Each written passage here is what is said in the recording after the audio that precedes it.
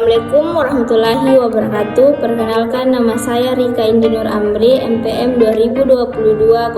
2022-01-053. Baik, di sini saya akan membawakan materi tentang hukum perikatan. Pengertian hukum perikatan adalah hukum yang mengatur hubungan hukum antara dua orang atau lebih dalam lapangan harta kekayaan, di mana pihak yang satu wajib berprestasi dan pihak lainnya berhak atas prestasi tersebut. Syarat-syarat hukum perjanjian. Yang pertama, harus ada kesepakatan dari pihak yang membuat perjanjian. Yang kedua, harus ada kemampuan membuat perjanjian. Yang ketiga, harus ada subjek atau hal tertentu. Yang keempat, harus ada causa sebab yang halal. Adapun subjek hukum dan objek hukum. Pengertian subjek hukum adalah orang yang mampu melaksanakan hak dan kewajiban, dan objek hukumnya terbagi menjadi dua, yaitu yang pertama, orang pribadi. Menurut Murni DKK dalam buku Pengantar Ilmu Hukum 2021, subjek hukum adalah segala sesuatu yang dapat menjadi penyandang, pemilik, dan atau pendukung hak serta kewajiban. Yang kedua, badan hukum adalah badan atau perkumpulan orang yang diciptakan oleh hukum sebagai subjek hukum. Badan hukum dapat melakukan perbuatan hukum seperti manusia.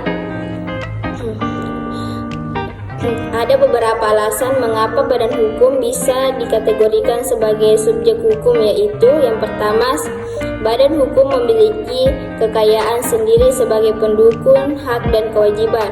Yang kedua, dapat mengungkat dan digugat di muka pengadilan. Yang ketiga, ikut serta dalam lalu lintas hukum dan bisa melakukan jual beli. Yang kelima, memiliki tujuan serta kepentingan. Hak dan kewajiban subjek hukum. Hak yaitu kuasa menerima atau melakukan suatu hal yang memang semestinya diterima atau dilakukan. Kewajiban adalah suatu hal yang harus dikerjakan oleh pihak tertentu dengan rasa bertanggung jawab, serta prinsip yang bisa dituntut secara paksa oleh pihak kepentingan. Oleh karena itu, setiap manusia diakui sebagai subjek hukum, penyandang hak dan kewajiban dimulai subjek lahir hingga meninggal dunia.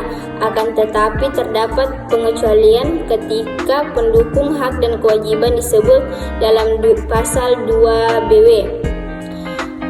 Adapun asas-asas hukum perikatan, yang pertama asas konsensualitas, yang kedua asas berlaku sebagai undang-undang, yang ketiga asas perjanjian berdasarkan kepatutan, kebiasaan dan undang-undang.